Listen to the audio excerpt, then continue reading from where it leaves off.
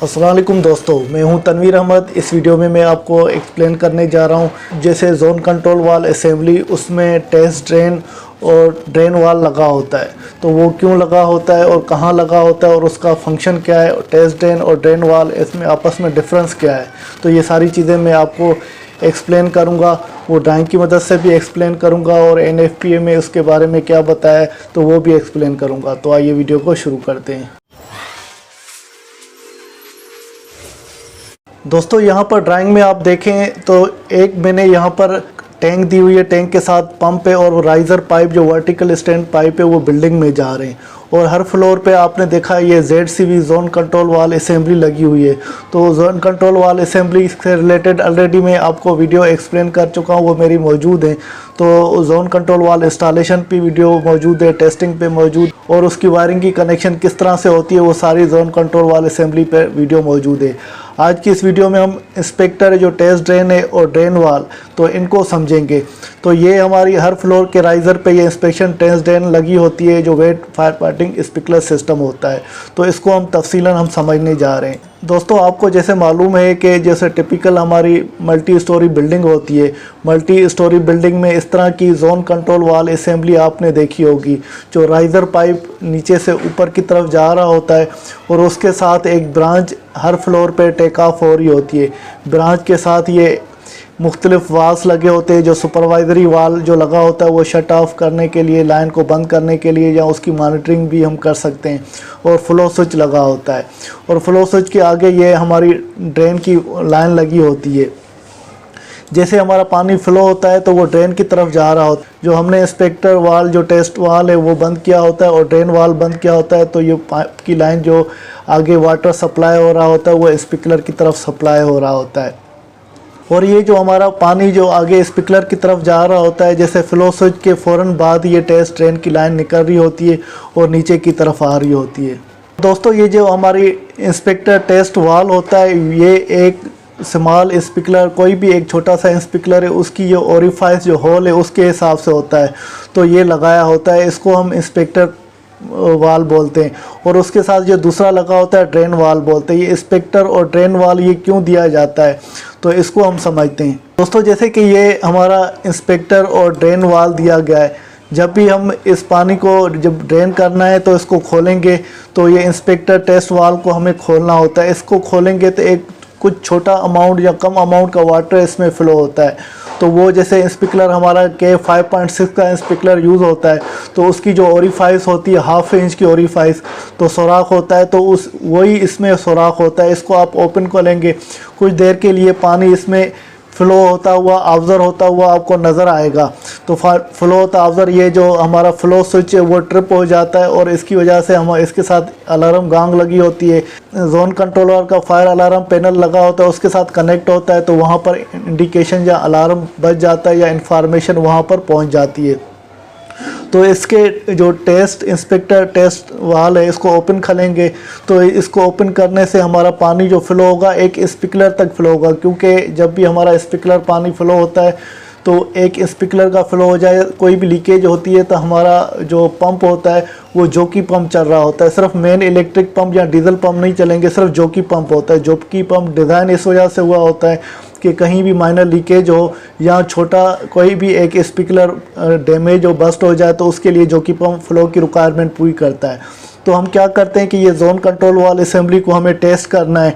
तो ये जो अलार्म असेंबली है तो वो अलार्म बज रहा है या नहीं बज रहा, या जोन कंट्रोल वाल असेंबली है इसका फ्लो स्विच से अलार्म बज रहा है या नहीं बज रहा, या इस लाइन को हमें चेक करना है। तो फिर ये टेस्ट वाल को हम जो इंस्पेक्टर टेस्ट वाल है उसको खोला जाता है और उसके साथ ये गिलास भी लगा होता है तो हमें पता चलता है तो गिलास से वाटर फ्लो हो रहा है। तो इससे खोलने से ये फ़ायदा होता है कि एक स्प्रिंकलर का जो के 5.6 है, या अगर वो इस टेस्ट ड्रेन पे लिखा भी होता है वो कितनी कौन से के का वैल्यू है, जैसे यहाँ पर टेस्ट लिखा हुआ है, इसकी यहाँ पर लिखा हुआ है 1/2 इंच का लिखा होगा या के 5.6 का लिखा हो, इस तरह से इसमें भी लिखा होगा। तो वो एक स्प्रिंकलर तक वाटर फ्लो होने का हमें इंफॉर्मेशन मिलती है, जब वाटर ज़्यादा ज़ाया भी नहीं होता। और जो हमारा जोकी पंप है उसको हमें चला कर चेक करना है तो उस वजह से ये लगाया जाता है। और ड्रेन वाल ये जो लगाया होता है तो इसकी फ़्लो ज़्यादा होता है तो ज़्यादा फ्लो के लिए हम इसको खोलना है, अगर टेस्ट करना है तो हमें इसको खोलना है, क्योंकि ये ड्रेन वाल है, इसकी जो ओपनिंग है वो एक जो हमारा स्पिकलर है जो कि 5.6 है या हाफ इंच का, उससे ज़्यादा का ओपनिंग या सुराख होता है, तो इस वजह से पानी ड्रेन ज़्यादा होता है। ये टेस्ट वाल हमें जस्ट टेस्ट करना है जोन कंट्रोल वाल असेंबली को, तब इसको ओपन करेंगे या खोलेंगे, या लाइन को ड्रेन करना है तो तब हम ड्रेन वाल खोलेंगे। लाइन को ड्रेन कब करना पड़ता है? लाइन को ड्रेन तब करना पड़ेगा, सपोज़ करते हैं खुदा न खास्ता आग लग गई है और स्पिकलर बस्ट हो गया है, स्पिकलर बस्ट होने की वजह से वाटर की शावरिंग हो रही है और आग बुझ गई है। आग बुझने के बाद हम क्या करना होता है कि स्पिकलर को रिप्लेस करना होता है।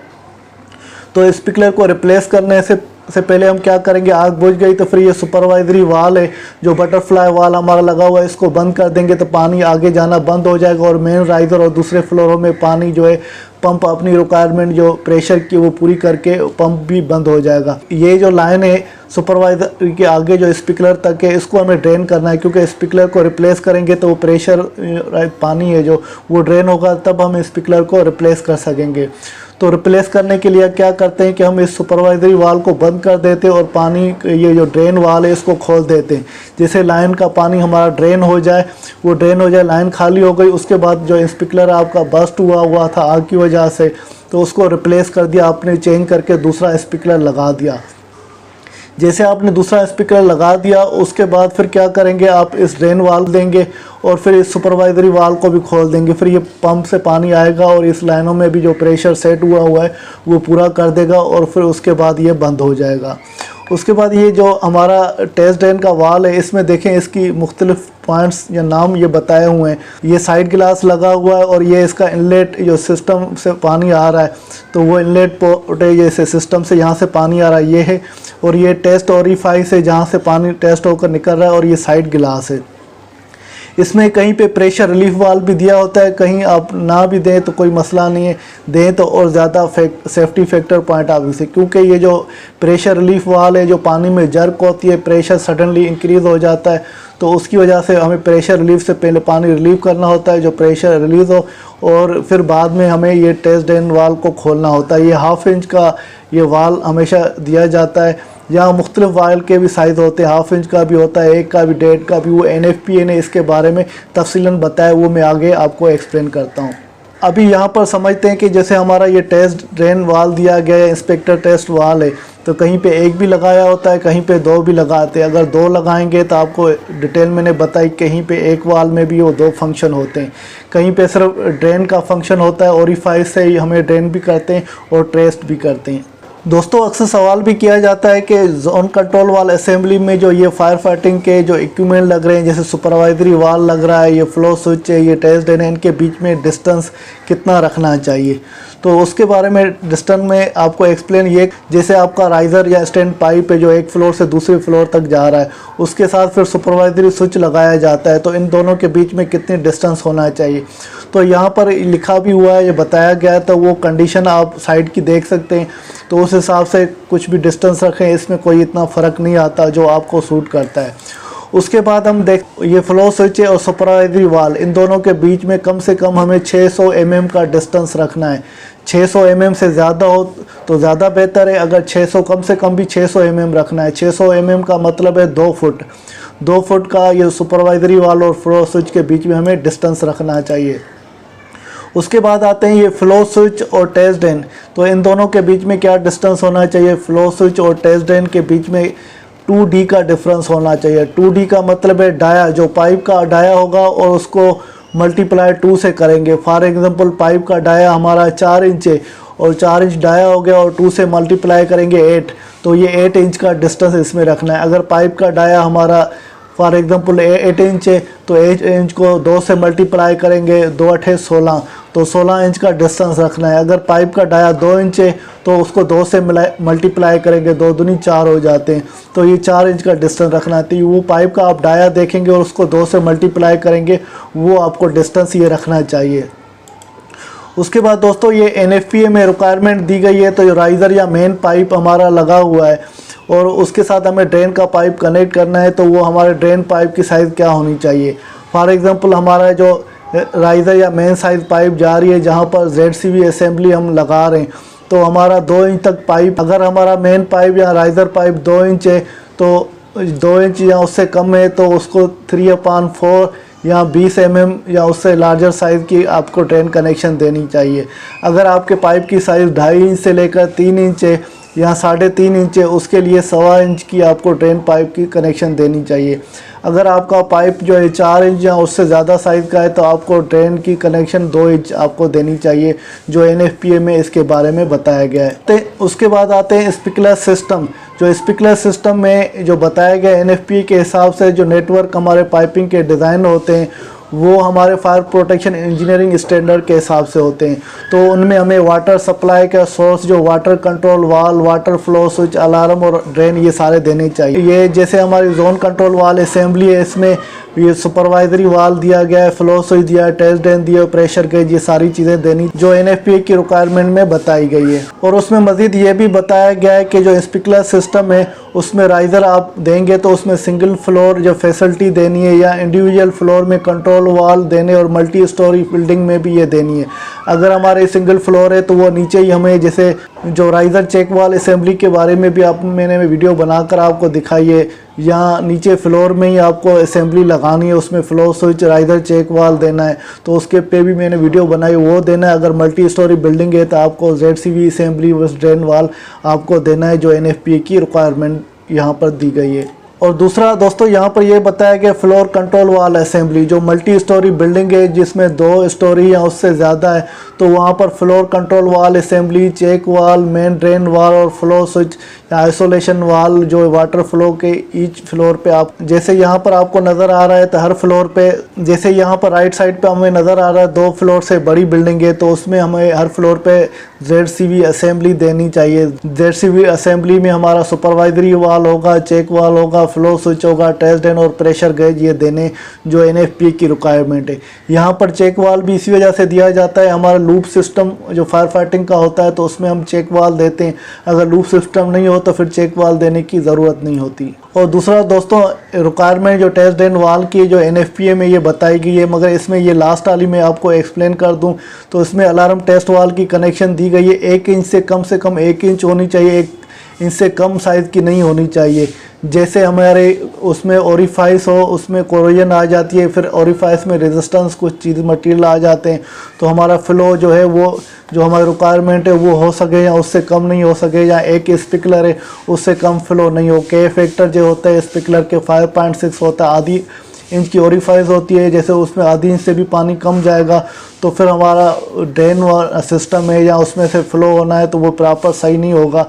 इस वजह से कम भी हमें 1 इंच का जो टेस्ट ड्रेन देना चाहिए, जो NFPA की रिक्वायरमेंट है। उसके बाद दोस्तों यहाँ पर ये रिक्वायरमेंट टेस्ट ड्रेन की ये बताई गई है जो पॉइंट्स में, तो मिनिमम वर्किंग प्रेशर हमारा टेस्ट ड्रेन वाल लगाना है तो उसकी 170 मिनिमम रिक्वायरमेंट है। जो आप परचेज करेंगे तो उसमें प्रेशर रेटिंग देखेंगे तो 175 PSI होनी चाहिए।